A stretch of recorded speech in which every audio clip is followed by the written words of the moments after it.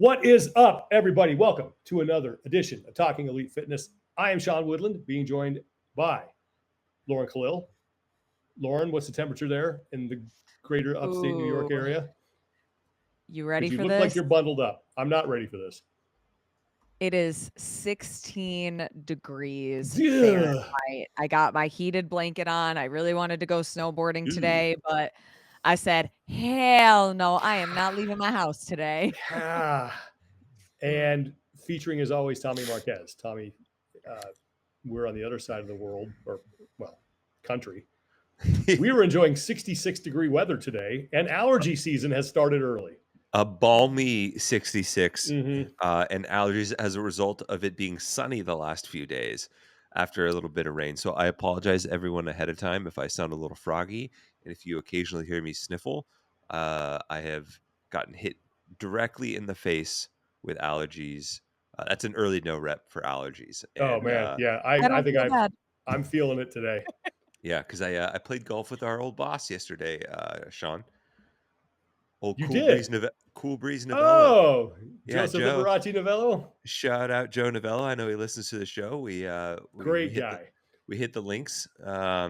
We'd been talking about it for a little while, so went out and did some landscaping. That's awesome. Joe Novello, for people who don't know, is probably one of the biggest unsung heroes in the early days of CrossFit broadcasting. Mhm. He was one of the two people who was really super responsible for kind of putting that thing together and turning into something that we were able to put on ESPN and CBS. So shout out to Joe Novello. Love that guy. Love that guy. Man, before we get started, I have to acknowledge something. The fact that tomorrow night, I'm glad we're recording on Wednesday, because tomorrow night is the Four Nations tournament. Oh, the final. Oh, Canada USA Part 2. I don't know if I PR'd the Four Nations Cup last week because it's an unbelievable format. I was watching in my hotel room at Legoland this past weekend the first round USA Canada, and this is now supposed to be like an international quote unquote friendly. There's really not. This is not a huge prestigious tournament. There were 3 fights in 9 seconds. The first 9 seconds. I have never seen that in a game, and I'm not a big fight guy with hockey. I like good hard-nosed, tough hockey, fights, whatever. But oh my God, it was intense. That was a great game, man. I can't wait for the final tomorrow night. So it was you, me, and Chase were texting on it. You were like, we're basically like, are you guys watching this? Yeah, I had been watching. I think Chase tuned in right afterwards. But 2 of those 3 fights were with Kachuk boys. Can you imagine Keith Kachuk tuning in to watch his 2 sons play, and they're both just throwing hands at their Canadian opponents? Keith Kachuk too. I'm pretty sure this is correct. I think he was part of the '96 World Cup team, which I think, my own expert hockey opinion, is that was probably the greatest American team ever put together. That '96 team that beat Canada in the best of 3 finals. Anyway, I digress. So that's why I'm glad we're recording tonight on Wednesday. Thank God for that. Got a lot to talk about tonight. Going to go over the latest open numbers. Got a couple more big name athletes who have decided to sit out the CrossFit Games season. Big name affiliate has decided to drop its affiliation. That made headlines today. And then got a little bit to talk about there's some talk going on right now, whispers and things about the sale of CrossFit. So I know all 3 of us kind of been digging into that, trying to gather some information. So we'll tell you what we know. And I know other outlets out there are talking about it as well. So we wanted to jump on the bandwagon. But before we do that, we want to thank our sponsor for today. And that is Thirdzy and their Rest and Recovery Collagen. I talked about this last week, but if you are a master approaching master's age, let's be honest, you need something to help you recover when you're asleep. You just need a little extra something. Just sleep itself ain't going to do it. Now, Thirdzy is one of those things that's definitely going to help you not only rest, but also recover when you are sleeping. If you don't believe me, believe Jason Grubb. I mean, how many times does that guy sit on top of the podium? He's a master's athlete. He swears by Thirdzy. And we've had a lot of people approach us and say, hey, man, I tried that Thirdzy. That's some good stuff, because it helps you get to sleep faster, stay asleep longer, and it helps enhance your recovery during that time. You're going to wake up feeling well rested, ready to go. and it calms your mind and body. So, you're getting the most out of that sleep time. And it also contains 10 grams of collagen. So you get those building blocks that you need to rebuild your body overnight, strengthen your tendons and the ligaments to help prevent derailing injuries. It's melatonin free. Yeah, it tastes great. Oh, God, I love it. Melatonin does not improve your sleep quality and can leave you groggy. So you're out. Cut out. No melatonin. No more whack-onals. No. Thirdzy is a full stack recovery solution containing natural ingredients that help relax your mind and body for sleep. And of course, that 10 grams of collagen to help rebuild your body overnight. So be like Jason Grubb. Or like us. Or like us. We're not champions. We're not. No. We're life champions. I don't know about that. But check out Thirdzy. Go to thirdzy.com. Champion of my own life. That's right. Thirdzy. Exactly. Thirdzy.com. THIRDZY.com/TEF. No code to enter. You're automatically going to save 20% on your order. Use that code as many times as you want. Thirdzy.com/TEF. You'll save 20% on their rest and recovery collagen. Okay, let's do let's kick things off with our annual or weekly. It's not annual. Weekly. That was stupid. Weekly check of open registration. Dun, dun, dun, dun. Here we go.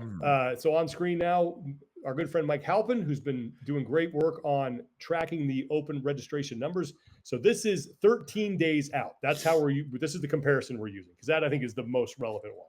Mm-hmm. And we're starting to enter that period where you traditionally see a spike, like the last week before the opens, where you start to see registration spike. Right now, 13 days out compared to last year, 13 days out, registration is down 40%, 40.5%, about 71,000 fewer than last year. Last year, we had 175,000 at this time. This year, we have just over 100,000, 104,091, according to Mike Halpin. And if you sort of track this graph on your screen, 200,000 looks like it's within reach. And I think that would be best case scenario right now, somewhere over 200,000. Yeah. So that's where we stand. 1 week one week to go by the time people are listening to this, because the first open announcement will be next Thursday, CrossFit Mayhem, 12 p.m. Pacific time. Yeah. Whew. I don't know, like 200,000. That'd be a tough pill to swallow, to not go. Like I imagine from CrossFit's standpoint, regardless of where you think where your allegiances lie and where you feel like the temperature of the sport and community is, not hitting 200,000 a year after 3 consecutive years of growth it's hard to spin that. Yeah. I think. I don't think to just repeat myself, I don't think anybody is shocked by a decrease. And, if they could get to a 30% drop, if you told them that ahead of time, you're going to be down 30%, I think they'd take it, given everything that went on. Now, it looks like it might be more than that. But again, that spike is coming. They've just announced the final open announcement, location and participants. So we know where all 3 are and who's going to be in each one. And now it's, people are going to start. This is always the way it happens. It happens this way every single year. You have that initial spike, it levels off, and then final week when they're going to make a big push and people start thinking, oh yeah, I got to sign up, because you wait till, I've done that every single time I've signed up. I'm always like, oh God, get in under the gun. You get that spike. And if you track that graph, we're looking like a little over 200,000 right now.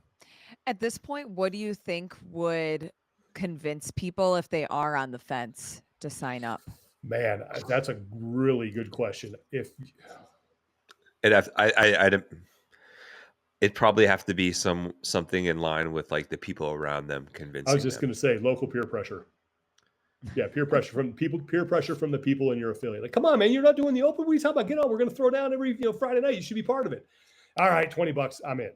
I think that kind of effort at the affiliate level is probably what is going to make the most difference right now, because the messaging is out there. You see it all over social media.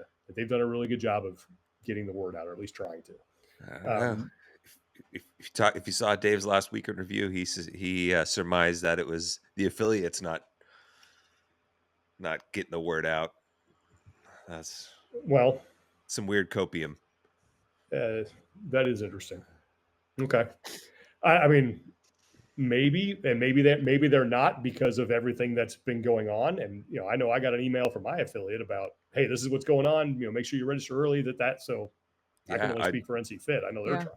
ours did too. Ours sent out mine a as well. schedule of the open and what we'll be doing and like how the class structures will be organized, the Saturday like get-togethers for everyone, when the people will be available to do the workouts. So Mhm. yeah, I don't know if that jives with reality because as far as everyone I've talked to on the affiliate side has sent out the same level of communication, you know. Yeah, I don't know. We'll see. But look, I think at this point, like you said, Tommy, and I agree with you, it's going to be that local peer pressure that's going to do it. So Yeah. um, okay. Well, speaking of affiliates, so I guess we'll go here next because you brought that up. This was in. Let me find this. This was in Box Life magazine. I also saw it in Men's Health too, I think. Was it really? I Okay. want to say it was in Men's Health So this as well is as well. Yeah. I'm scrolling up here so I can get the top of the article. But this is where I saw it. This is the first place I saw it. So Ben Bergeron and CrossFit New England have de-affiliated from CrossFit, and nothing at this 5 minutes shocks me, but this I got to admit was surprising. Yeah. CrossFit New England has been an affiliate for nearly 20 years. They have, I mean, one of those like OG affiliates. So when you start talking about affiliates that have been around forever and have sent multiple people to games, and Ben, of course, was the coach behind the rise of Catherine Davis' daughter. He even was involved with Matt Fraser for a little while. You know, as Well, OG as they come. I mean, yeah, New England was I would say a core piece of that northeastern like CrossFit affiliate community. Even ran their They own competition. I mean, that even from that regard, but like you think about the names that came out of that gym or developed under that gym to be even people like James Hobart Mm-hmm. and go to the level one side of things, right? Like the people that ended up on L1 staff, the people that helped drive change at the affiliate and education level from that gym. I mean, Ben was on advisory boards and councils and things like that before it was like they were like publicly known, but Mm-hmm. he was involved at at that level with CrossFit, and he was a very influential figure behind the scenes, whether it was education and affiliates, and obviously had influence on the sports side of things too. But man, the like that this is like maybe CrossFit New England and Comp Train and Ben don't quite have the same influence in the sport that they once did, but to say that they haven't had a huge place in getting things to the modern state that they are now would be a huge miss. And Yeah. it would ignore the impact that they have had, and it would be disingenuous. So the fact that I they're mean, they were leaving, also one of the first CrossFit gyms that was actually a training camp and that Mm-hmm. considered themselves that way. I mean, that they were the leaders in that, along with, I would say, probably Invictus. Well, yeah, how many people do you know hopped on Comtrain Oh my after God, Catherine yeah. won? I mean, I was like, I got to try this. I've done comp train, yeah. It's great programming. they were They were the first kind of to lean into that. They were one of the first to do dedicated competition masters programming too. Mm-hmm. CompTrain Masters was one of their big things. And they were one of the first to do that as well. So I mean, regardless of what their standing is now, they were at the forefront of the affiliate community from an early time. They were at the forefront at the early time in the sport side of things, and they have deeply tied roots to CrossFit at a multitude of levels. Um, yeah, hell, our friend Kevin Daigle is the one who built the Dude, pull-up rig there. oh, totally forgot to tell you Oh, this. really? Walking around Legoland last weekend with my son, my wife, Uh-huh. because we took him there because he's turning 5 here next week, so we wanted to do like a birthday thing for Yeah. him. Anyway, so we're walking around, and I see this dude in a CrossFit shirt. I'm like, oh, that's an old school CrossFit shirt. It was Daigle and his wife and their kids ran No into him way. randomly Small at like, world. yeah. I'm like, what the hell are you doing here? It was great. It was cool to see him. But yeah, Also, he like Daigle came up in that gym. yeah, and I mean, he was, for people that don't know, behind the scenes, he ran a lot of the YouTube stuff during like Yeah. the core growth years, and also like was a writer, and he had one of the first like early CrossFit blogs, Daily Mhm. Dago Breezed Fire, that That's was right. I remember that. hilarious. His hour by hour, minute by minute live blog of everything he ate on like the Christmas holiday like weekend was must read. That It was just great. he would just like he live blog his descent into food madness and before like having Oh, to get that's back on the awesome. wagon. It was great. But yeah, Getting there's like tons of OG ties for sure. Yeah. So this is, I just wanted to read this one passage. This is from the article. This is quoting from the article, not quoting Bergeron, but this is from the article. While Ben Bergeron has long been an advocate of the CrossFit methodology, his choice to step away was not about the workouts or the philosophy, but about leadership, accountability, and values. The handling of an athlete's death at the 2023 CrossFit Games became the final breaking point, highlighting what he saw as a failure of leadership and a misalignment of values. Again, that's a summary from the article. But I mean, like I said, nothing is shocking me right now. But I was surprised by this, given how long they've been around, what they have stuck through, and it's not. I'm guessing that door is still open to come back in. I mean, we saw that I saw that at my affiliate when at NC Fit. Yeah. Jason decided like, hey, this isn't aligning with what I want to do, and then when it did, he came back. Say about that what you will, but man, I was just really surprised by this. Yeah. I mean, so often like the roots of the roots of CrossFit and as the affiliate community and even the structure of the affiliate like model not being a franchise, that like kind of like hands off laissez-faire, we're going to give you like the freedom to do what you want.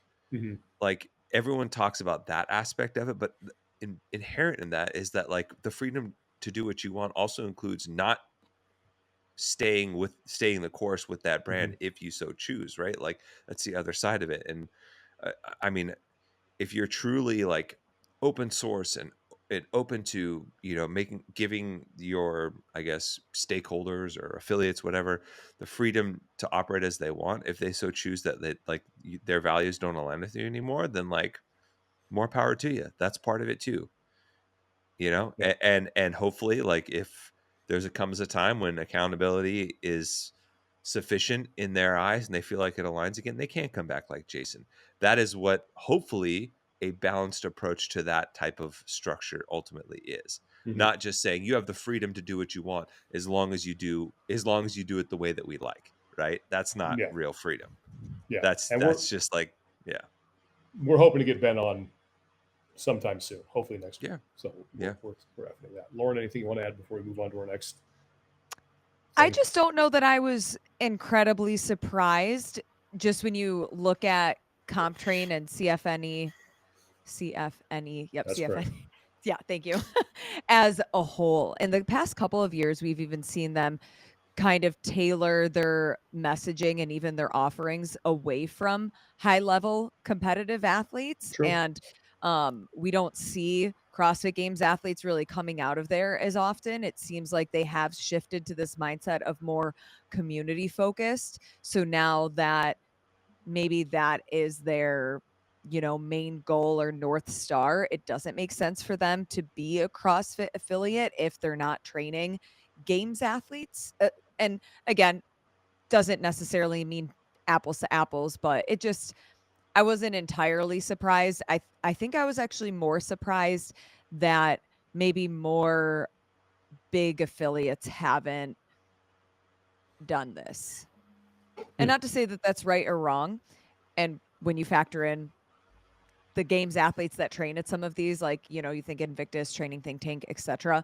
I know that that's all part of the equation, but yeah, I guess there wasn't a huge shock value to me for this one. Well, the athlete, the professional athlete, I guess, thing makes sense because that's one of the incentives is to keep your affiliation. If you're a gym that has a lot of athletes who are excited about going to the games or trying to go to the games, you need to be an affiliate in order for them to do the open, online semifinals, all that stuff. So there is that incentive there. So I think that's a good point. Okay, moving on. Mention that we know the location of all three open announcements. Final open announcement, 25.3 is going to be in, where was it again? It's outside of Albany. Outside of Albany. Still working on that. Glenwood?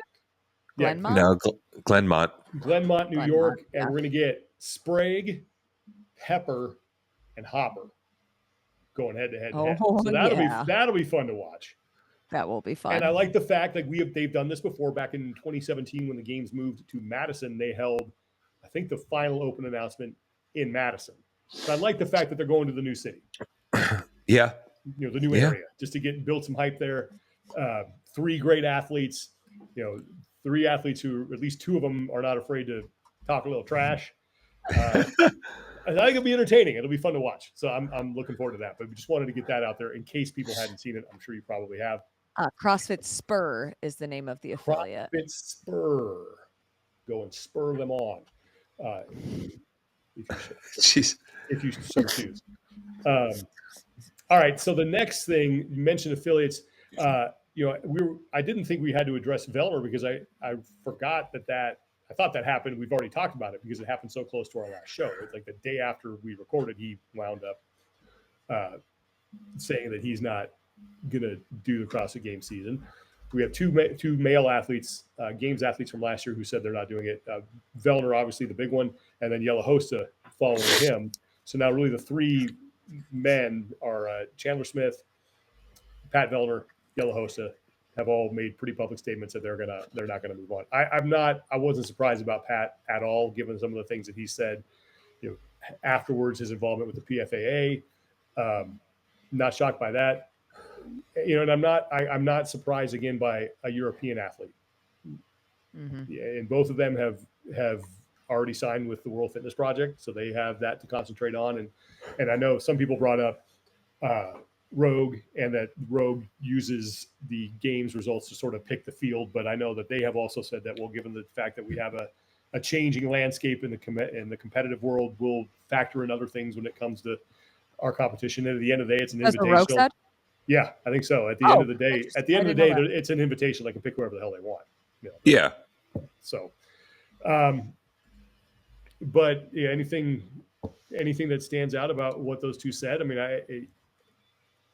I mean, it's, sorry, my allergies are just going absolutely nuts, but you have one show a year that is like this. I know. I'm glad I'm getting it out in February. It's a long year ahead of us, but it's one thing, like, Vellner is an athlete that is very well aged in the sport, but Jelle is someone that's still like on the earlier half of his career. Mm-hmm. He just broke through the games 2 years ago. He should have been, well, I mean, I guess they technically kind of did 2 rookies of the year, but he should have been traditionally the rookie of the year based on being the highest finishing rookie at 10th. He finished 15th last year, despite obviously all the obstacles and everything like that he experienced personally with his relationship with Lazar and his involvement as an athlete.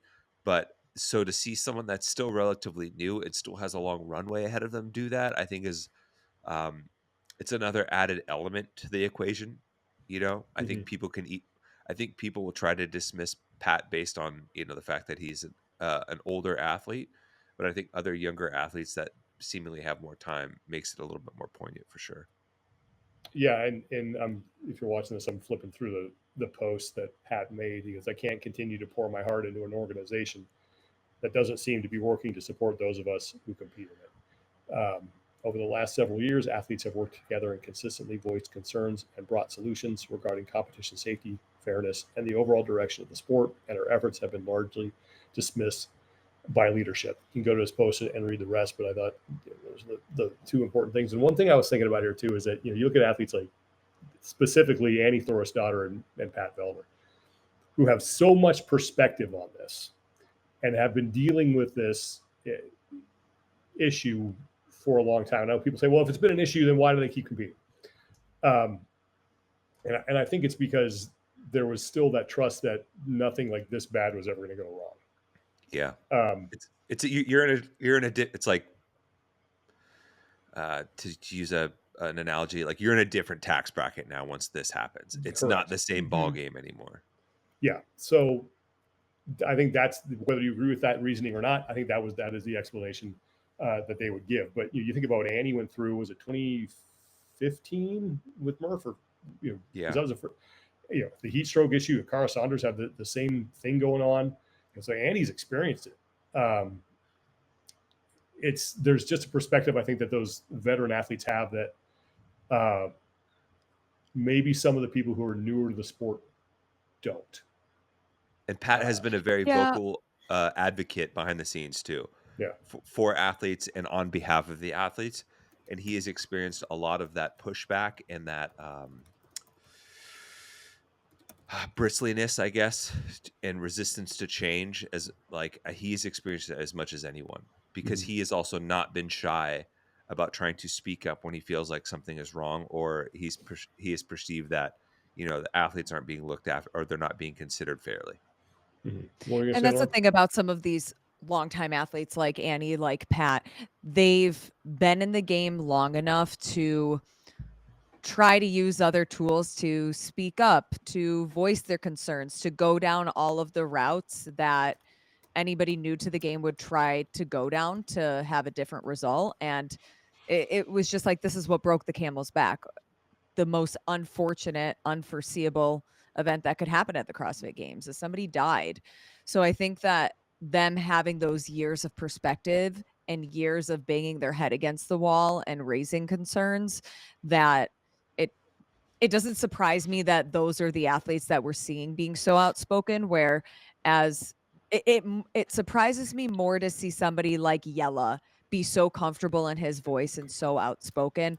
And not that stating your claim on why you are or aren't doing the open is something that should be this big hype controversial thing, but athletes are getting a ton of hate on the internet for what they decide. And I think that's why we haven't seen as many athletes publicly state whether they are in or out, because they don't want to deal with the backlash that is going to come inevitably on either side.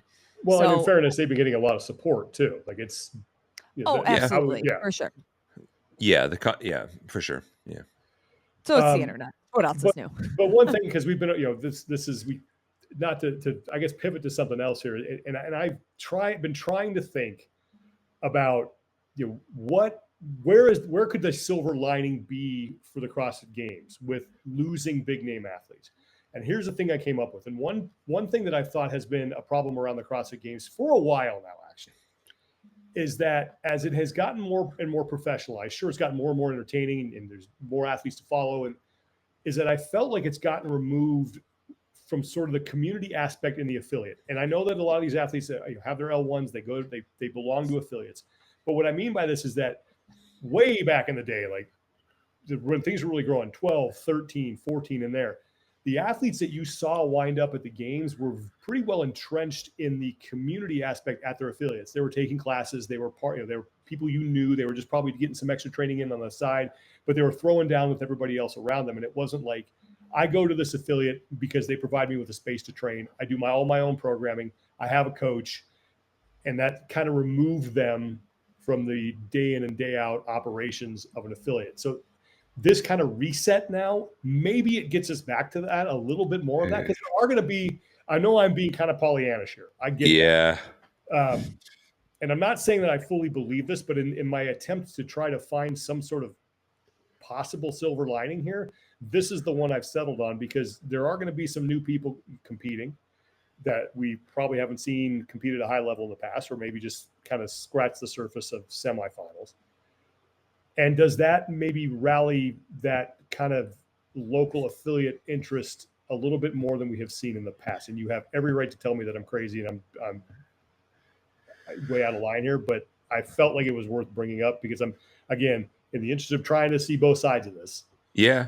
That's the one thing that I could say, well, maybe that's good for the long run, and that you sort of build interest again at the affiliate level. Oh, Sean, how I love your youthful optimism. I'm trying, man. So in response to that, I would posit this. The people that step in next in line, so say 15 of the top games athletes, we'll say, 20 games athletes sit out the season. That means the next 20 athletes, so probably 2 per semifinal, on the leaderboard get to go to the games, and then maybe 2 more athletes that on the other side of that get to go to semifinals, quote unquote, assuming previous things. Were any of those people, those fill-in people, doing that, classes with maybe just a little bit on the side anyways to get to that point? No, Or you're do you right feel, about that. yeah. So that's kind of where that nets out for me, because most of, even just like the fittest dude in your gym now is likely doing his own programming. And, Yeah. there are guys that do that on top of whatever the affiliate programming is, but those people usually aren't the ones going to semifinals. Maybe on the team side that could be the case, but Okay. I think that's by virtue of just how fit, how impressive the baseline level of fitness is at all levels of the sport. It's like that quote you used to say, Sean, all the time. Like, you don't know how good you have to be to suck at the CrossFit Games. Tom, you You need to know? check your audio. We're getting a little interference on your mic, so you might want to check that Uh-oh. for a second. Yeah. It just I sounds didn't hear that. okay. Well, if you're not hearing it, then maybe it's just me.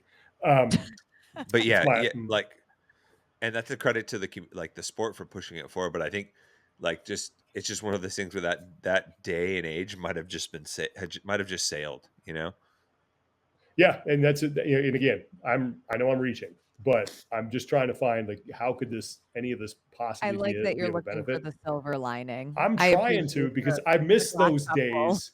I Yeah. miss those days where you would go to or you go to regionals, and it was everyone rocking their gyms apparel, Mhm. and you still have some of that. You still get it, but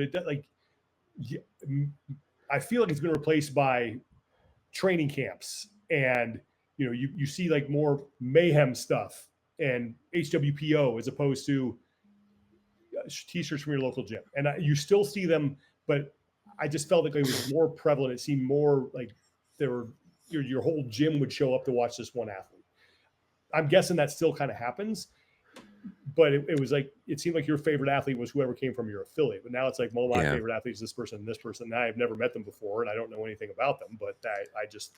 But I also think that that's like the growth of the sport. I think we've said it before. Maybe Tommy has said this. When you go play a round of golf, are you gonna run into Tiger Woods or Scott Stalling?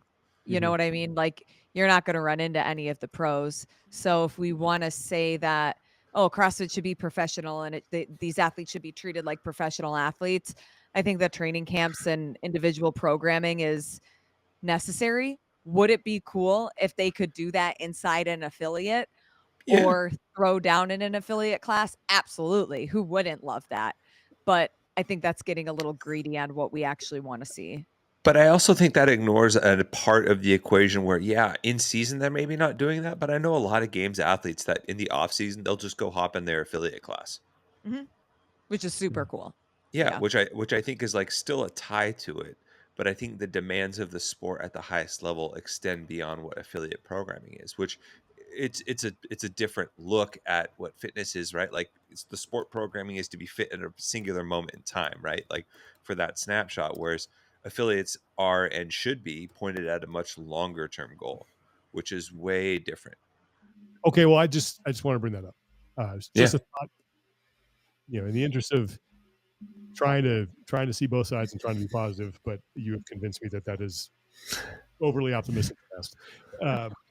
Okay, so two other things we want to talk about today, and this goes with the I don't know if this person's in or out of the open yet because I haven't checked the leaderboard, but is Toomey a Hyrox athlete now? Because everything I see her posting, it's all about training for a Hyrox race. Yeah, it certainly feels like that. I mean, she's doing a lot of Hyrox training. I mean, let's hang on. Let me just call up her Instagram here. So she also just got signed with LSKD. So this is like, nice job. This is her post. I think was today. Good pushing fit. sleds, doing burpees, and broad jumps. So, and debuting a nice little short haircut. So I don't know. I mean, whole new fit. If anybody could do both, it would be Tia. But I mean, I'm sure she does it all. Like, I don't know. Would would this surprise anybody that she was like, Peace. I'm going to go do Hyrox? Just went out into the sunset. Well, honestly, like, what more does she have to prove? What more does she have to I prove? mean, She's she won doesn't need everything. to prove anything to anyone. Yeah. At what point do you say, yeah, I've been there, done that. I want to try something new? I honestly keep waiting for you to say the Randy Marsh, Flea. I don't know why. Every time you say that, well, when is she What, gonna be like? And then I keep expecting you to hear it from you. what is he? What's the line? But there's like a sequence in South Park where he's like, Flea. And it's like a montage of him just saying goodbye to everybody, Oh, like, no, Flea, I don't know Flea. why. He I says it don't like know that 10 one. times. Oh man. I don't know. Send us the link. What do you, Okay. what do you think this, not that Hyrox needs a boost right now, because their growth has been incredible and the amount of people they get out to events, and more and more CrossFit athletes are going and trying it out. But for the sake of argument, if she goes over there, what do you think that does? I mean, I think it gets a lot more CrossFitters interested in it. Yeah. I think It- I know they She's an stream. athlete and a businesswoman, and I'm here for it. yeah. I don't know, man. God bless you if that's the choice. And like I said, she has nothing else to prove. I mean, how many CrossFitters will happily sign up for a Spartan race or a weekend adventure race and with zero representation at the top level from athletes that feel like come from that CrossFit, like core CrossFit, like programming and training and stuff like that. And then now, if I know you're playing devil's advocate, so I'm kind of running with it. If this becomes a pursuit of hers and Proven's already started a Hyrox Yeah. like training like track, why not? It's another outlet for people to use their fitness. I can see that being a big boon for them. Well, I think it gives and I don't know enough I don't follow Hyrox closely enough to know like the big players, the big stars. And I know that if you're really well entrenched in that community, you know their names, right? Like Yeah. Hunter McIntyre is the only guy I really know off the top of my head. And that's because Meg he's been, Jacoby, Lauren there Weeks you go. are Yep. two of the heavy hitters on the women's side. Yeah. Like, doesn't this Yeah. give you a very marketable star now, even though she hasn't proven herself in that? She hasn't won anything over there, but it It does. brings different eyeballs. It brings a Yeah. different fan base that might have not followed the sport as closely if they if she didn't do it. I mean, Because yeah, especially like 7-time CrossFit Games champion. Like I think of any sport, if you see somebody who is so dominant in that ecosystem join a different ecosystem, that's a storyline in itself. Is she going to thrive or is she not? Mhm. yeah, it's definitely going to be a net positive for sure. I mean, like, granted, I know people might scoff at this, but like, Sean, look at how much pro wrestling has benefited from that. From Yeah. having athletes and people who are successful in other avenues coming over and like ingraining themselves. I mean, look at Kurt Angle. Well, it's even worse. Guy, Look at the numbers that we got from the open announcement where Seth Rollins was involved. yeah, Yeah. yeah, That cross pollination does kind of pay off. And I look, I don't know if this is going to happen or not. I've just noticed a lot, and I'm not the only one. Like, people are probably looking at me right now, like, "Oh yeah, really? You just noticed this now, genius?" But there has been, like, it just finally got to the point where I was like, "Is this actually going to be a thing?"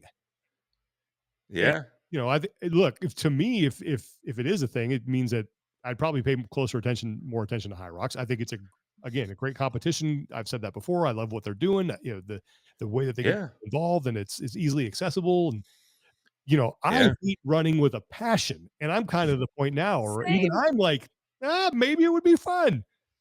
You I know, mean, isn't that what CrossFit do anyways? You're like, gosh, I hate burpees, but might I'm still need to gonna do redo it. that open workout again, yeah. Like, how many times have you been like, I hate this, but I'm gonna Oh do it God, again yeah. because yeah, Yeah. also, by the way, we're a Hyrox podcast now. We forgot to tell everybody that. Oh, So there you go.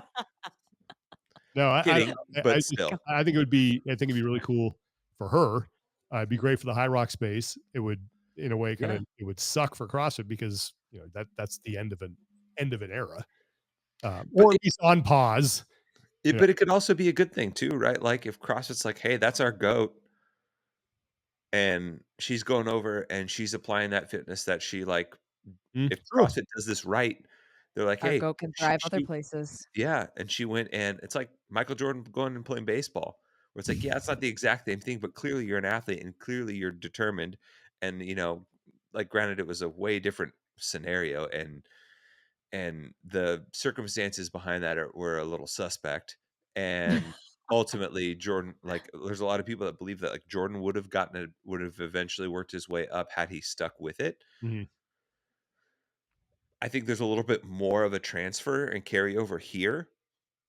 But if Mhm. CrossFit's like, hey, this woman had dominated our sport and she went over and, built herself up to be an elite in another sport, like, it doesn't take away from that, right? Mhm. Like Tia going and competing and trying to make the bobsled team, or, Mhm. competing in Olympic weightlifting at the Olympics, only added to the experience, right? Mhm. It only added to the legitimacy on all fronts of everyone being involved on both sports. Not that they necessarily need that, but it certainly helps. Yeah. So if CrossFit plays this right, it's certainly a good thing. Because she really doesn't have anything left to prove in as far as like CrossFit the sport is concerned. Yeah. All right. I just want to bring that up, just make sure I wasn't crazy. And again, Yeah, I know I'm probably a little late to the game on this one, but it just got to the point where I was like, is this actually going to be a thing? Um, so I yeah, don't know. We'll see. But I don't know. yeah. I You're not crazy. I, Confirmed. okay, thank you. I haven't even checked to see if she's registered for the Open yet. But in the list of Mm. athletes that I've seen who have, I haven't seen her name, and I would seem that that would be one that you would probably lead with. So, all Yeah, right. Okay, final thing that we want to talk about today is that there's been the smoke is starting to be more noticeable around talk about a sale of CrossFit. A lot of outlets have been talking about this, discussing it. Uh, I've tried to reach out to some people to figure out what do you know, what do we know, what do we don't know, what's confirmed, what's not. So here's what I've learned talking to the people that I've been reaching out to, that like this is actually this is the thing. Like there is apparently a group made up of what I have been told are mostly uh, foreign, so outside of the United States, investors who are interested in purchasing CrossFit. Um, Now I've also been heard like it's not a done deal, right? There's still a lot of negotiating going on, and I've been told that by people I trust that the they can't. There's no agreement on a sales price. That's the big sticking point here. So anything that's actually going to happen is going to be put off till after the Open. They're going to do the Open, and I think everyone's coming back to the table and trying to figure this thing out. Hmm. But this is now. Like I've heard of offers of interested parties, I should say, in the past, and that didn't really work out. But this one, the more that I kind of dug into it, actually seems to have some legs. And some of the people involved are involved with CrossFit, either peripherally or from it. Some of the people that I think that this group wants involved are within CrossFit. And we were talking about this before, and Lauren, I think you brought up a really good question. I don't know how to answer this. Is that I've always felt, at least I shouldn't say always, let's go back to 2020 when there was, is CrossFit going to be sold? And it felt like best case scenario, you needed someone from inside the community who knew what this was all about in order to kind of take over. And I made that statement when we were just talking about this offline, that I think it's a good thing that it's from inside the community, people who know the kind of the ethos and what this is all about. And then you asked the question, like, but is it? And I don't know if my stance on this is as firm as it was back in 2020. Like, would it be good to have an outside party come in here? I don't know if it is, but I'm a lot more willing to entertain that than I was probably 5 years ago. I mean, it over the last, I would say 3 to 5 years, CrossFit HQ has provided more tools and resources for affiliates. Mhm. And I'm not an affiliate owner, but ones that I've spoken with said that has been a huge help Mhm. between videos, between the layout of different documents, that here's how you start an affiliate, here are tools and resources, here's what you do, marketing plans, things like that. My fear, I would say, if we'll call them an outsider, were to buy CrossFit, is what are they going to do to that affiliate model? Is it going to be Agreed. this Absolutely. corporation feel where right now affiliates thrive because they are independent businesses that can use the resources and tools from CrossFit, but they can still do whatever makes most sense for their local business in whatever region, economy, etc. they're in. Yeah, I would tend to agree. Like, I think as long as the aspects of that affiliate structure stay the same, right? It's kind of like a, regain what was lost, keep what we found kind of scenario Mhm. in terms of like some of the improvements that you've seen and the resources provided to affiliate owners. Like to reiterate what she said, like we want to keep that in place, like that active engagement with affiliates and being able to provide value for them, and taking that mindset and that approach that has been much more prevalent in recent years, and you know continuing to push that ball forward. Yeah. Now, are there other areas of whether it's like leadership and accountability, or changes to the sports side, or not being as divesting from internal media, things like that, like there are things that I'm sure that can be improved to make sure CrossFit the brand is stronger, and that the and even if you want to go so far as a sport, like CrossFit Games as a sports brand is stronger, has a stronger presence, then sure, yeah, then maybe that's going to uh, ultimately change things for the better. Because realistically, like even despite new ownership from what 5 years ago, almost 6 years ago now, Mhm. or it'll be five. A lot of like the decision makers in like on the day to day like stayed the same, right? There's still a lot of carryover in terms of leadership. Yeah. So maybe new ownership doesn't not necessarily always mean the nuts and bolts are changing, unless Yeah. unless that's their approach. It's hard to say, right? Like because we don't Well, know who's if buying it. what I'm being told is true, and this is all kind of speculation, but it's from people that I trust. Okay. I don't think there's going to be a gigantic shift in a lot of the what's the phrase I'm looking for? I don't think it's a case where it's going to be someone coming in from the outside and totally overhauling this thing. It'll be Hmm. more of like minor course corrections or minor changes as opposed to gigantic ones. Um, but Yeah. and I am more like I'd still this is such a unique thing, and I heard that a lot from people on the inside when the new owners took over, is that they don't know what they bought. They don't fully get this, Mm. and I Mm. think that caused a lot of sort of like fits and starts and sort of resets that right out of the gate. I think it is important to still have people involved that understand the ethos, understand the community, understand where this all came from, um, to to kind of keep people on board. Because think about like what's already being said about private equity now and the way people feel about ownership and that kind of stuff right now.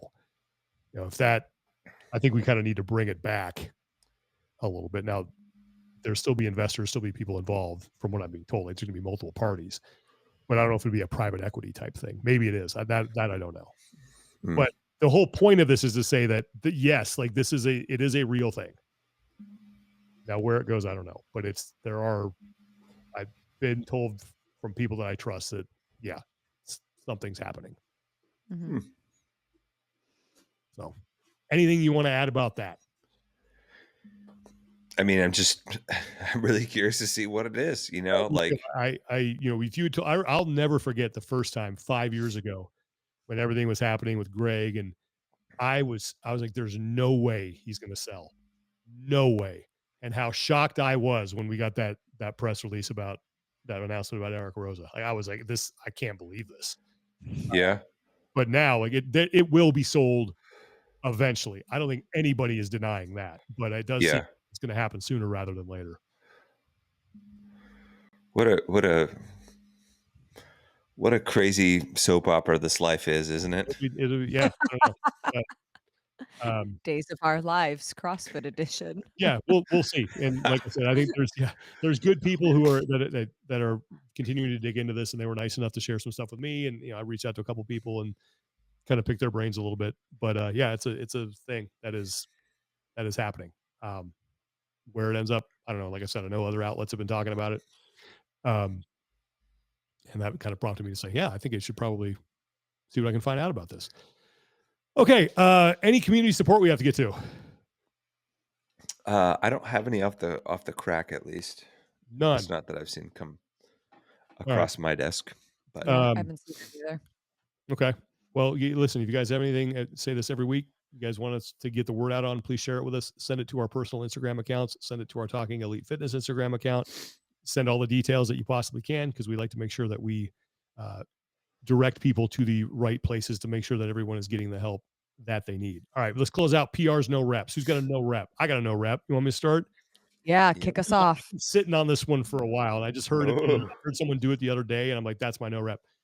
My no rep are it's Americans, people who are born in the United States, who refer to soccer as football.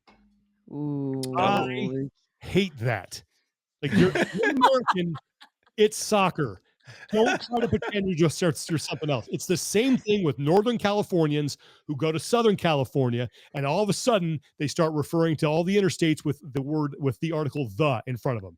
So it's no longer 17, it's the 17 or the 5. No. They do that down there. You were born up here. You're Northern Californian. We don't do that here. Don't come back here and say, Why do they put "the" in front of it? That's Lauren not just correct. not in LA. It's like the 405, the 10, like it's common down in Southern The California. 10? Northern California, people say I-5, I-10, I-8, Yeah, that's correct. 16. That's it, but it's pretty unique Southern California Lauren, thing.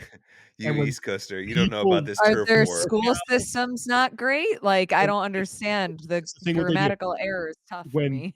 when people from NorCal do it, it's like that's not who you are. So when Americans start referring to It's soccer not. as football, drives me nuts. So no rep on that. It's SNL actually did a skit about it back in the day with like Fred Armisen and I want to say Kristen Wiig as like the Californians, and they were just SoCal like blonde beach bums. Yeah. They kept referring to everything as the like 10, the 405, yeah, No, it's keep that in your own locale. I get it. It works that's down there. Totally fine. That's how everybody talks. But don't come from our neck of the woods, go down there, and then come back and be like, oh yeah, you just hop on the 17.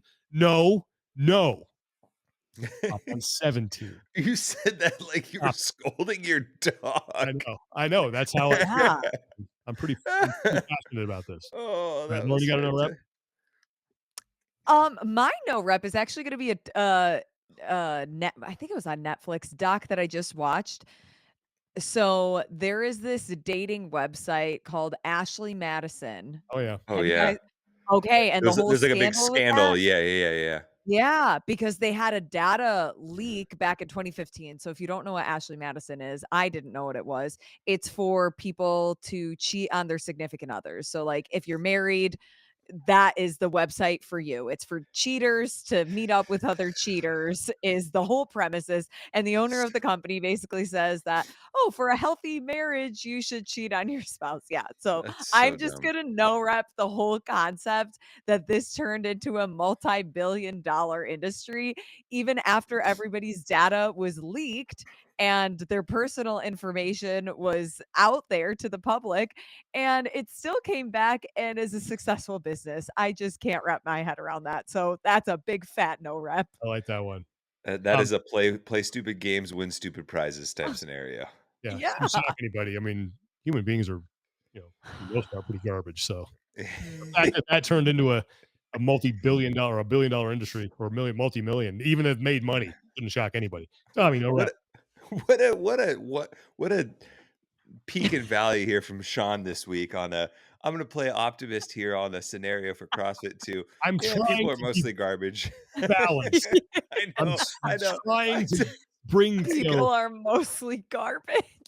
yeah, it's, being honest. Yeah. It's like, I like people.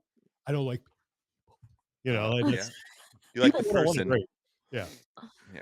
Tommy, no rep. No, it's funny. I'm gonna no rep my son's comedic timing. Uh, Mm. he always picks the worst or the funniest, but also the worst time Oh no. to just have just you know nuclear blowout. Ooh, 'Cause When? we're going to see my parents today, and he's in the car seat, and I'm like keeping him occupied in the car seat in the back, and I hear it, and I'm like, oh, this would be a really bad time for that. And as soon as I pull him out, there's never a good time for it. no, but there's more advantageous times. We Sure. like just gotten over to someone else's house, I reach around to grab him out of his car seat, and I can feel it on my hands. No, And I'm like, "Ugh." no.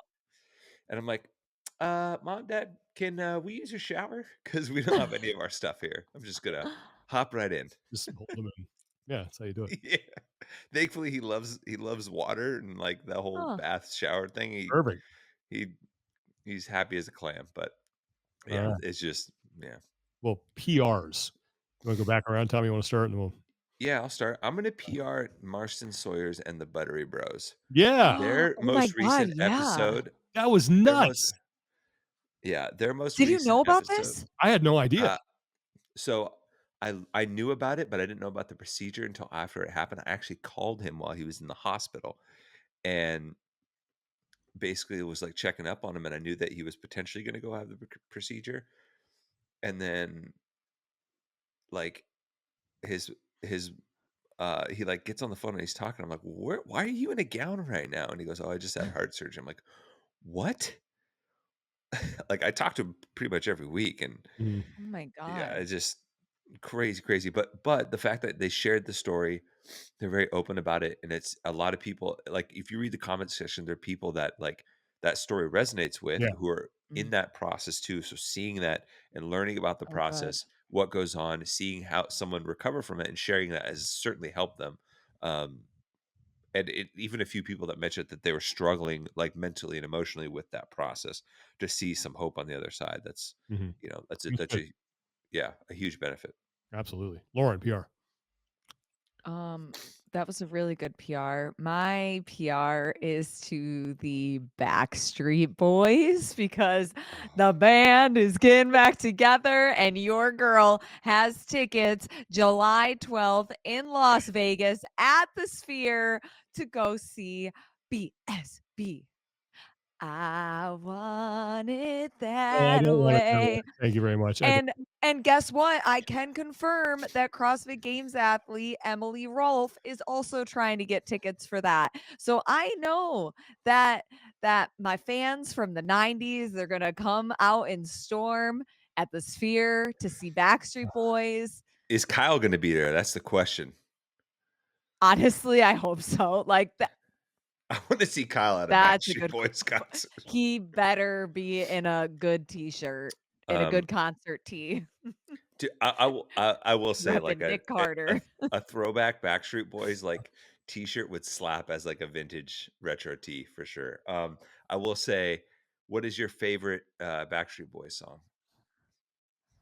Oh, I mean, I Want It That Way is so great. Um, The Call, that one is really good. Okay, It's like um Sean's so Backstreet's Back All disappointed Right. right now. That one's great. I mean, all of them.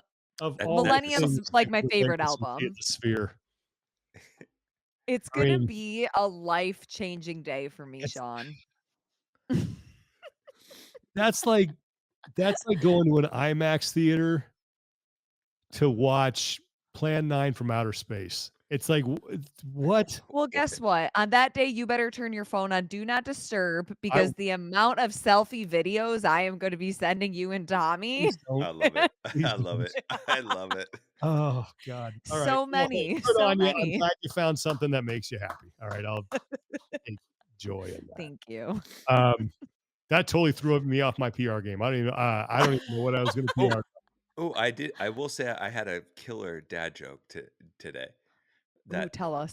I think is All a right, let's PR end on for this. me. I will forego my PR time and I yield the floor to Tommy Marquez for his dad joke. You So can't think straight after Backstreet Boys. No. so we've had this ongoing saga with replenishing the Costco sells like chopped walnuts, Hmm. and it's something like Tiff and I put in our like breakfast oatmeal every day, and we've just like always forgot. At last, every time we go to Costco, we forget. Every time we forget, and she goes and she's like, "Damn it, I forgot the walnuts again." I guess so, and I just replied it like immediately off the bat.